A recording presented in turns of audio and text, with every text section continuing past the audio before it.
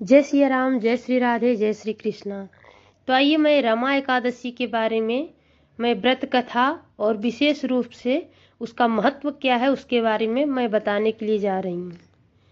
तो इस बार रमा एकादशी का व्रत शुक्रवार 17 अक्टूबर पड़ रहा है, यानी कि आज, जो कार्तिक माह के कृष्ण पक्ष में आती है। एकादशी तिथि को भगवान विष्णु की कृपा प्राप्ति के लिए एक उत्तम तिथि माना गया है। किसी भी व्रत में कथा का पाठ करना जरूरी माना जाता है, वरना उसका पूर्ण फल प्राप्त नहीं होता। ऐसे में एकादशी के दिन भी व्रत कथा का पाठ जरूरी है। तो रमा एकादशी व्रत कथा और उसके बारे में विशेषता जो है मैं बताने के लिए जा रही हूँ। 17 अक्टूबर को मनाई जाएगी रमा एकादशी। कथा के पाठ के बिना अधूरा माना जाता है व्रत। और तीसरा है, व्रत करने से मिलती है प्रभु श्री हरि की कृपा। एक बार धर्मराज युधिष्ठिर भगवान श्री कृष्ण से कहते हैं कि हे भगवान, मुझे कार्तिक कृष्ण एकादशी की महिमा के बारे में बताइए। तब भगवान श्री कृष्ण युधिष्ठिर को कार्तिक कृष्ण एकादशी यानी रमा एकादशी का महत्व बताते हुए कहा कि इस व्रत को करने से व्यक्ति की जाने अनजाने में किए हुए पाप नष्ट हो जाते हैं।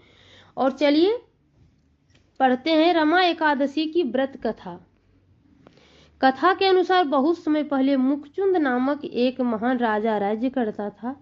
वह बहुत ही सत्यवादी, धर्मपरायण था और भगवान विष्णु के परम भक्त भी था। उसकी पुत्री का नाम चंद्रभागा था, जिसका विवाह राजा चंद्रसेन के बेटे शोभन से हुआ। एक दिन शोभन ससुराल आया। उसने कुछ ही दिनों में रमा एकादशी आने वाली थी, जिस पर राजा मुकचुंद ने पूरे नगर में यह घोषणा कर दी कि एकादशी के दिन कोई भी व्यक्ति भोजन ग्रहण नहीं करेगा। यह बात सुनकर शोभन बहुत परेशान हो गया और उसने अपनी पत्नी चंद्रभागा से कहा कि वह भोजन किए बिना नहीं रह पाएगा। व्रत करने को तैयार हुआ शोभन। चंद्रभागा शोभन से कहती है कि इस नगर में केवल मनुष्य ही नहीं बल्कि पशु पक्षी भी एकादशी का व्रत। ऐसे में अगर आपको भोजन करना है तो नगर से कहीं दूर चले जाइए, अन्यथा आपको व्रत धारण करना होगा।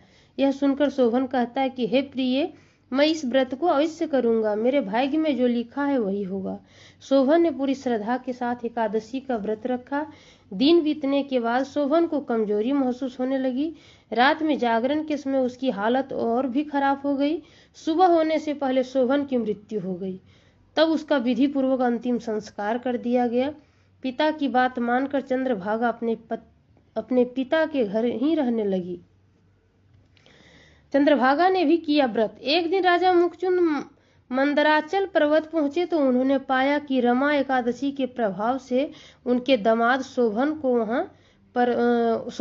वहां पर धन धान्य से एक सुंदर देवपुर की प्राप्ति हुई है। लौटने के बाद यह बात राजा ने अपनी पुत्री को बताई, जिससे वह बहुत प्रसन्न हुई। इसके बाद चंद्रभागा ने भी रमा एकादशी का व्रत किया और व्रत के प्रभाव से वह भी अपने पति के पास चली गई।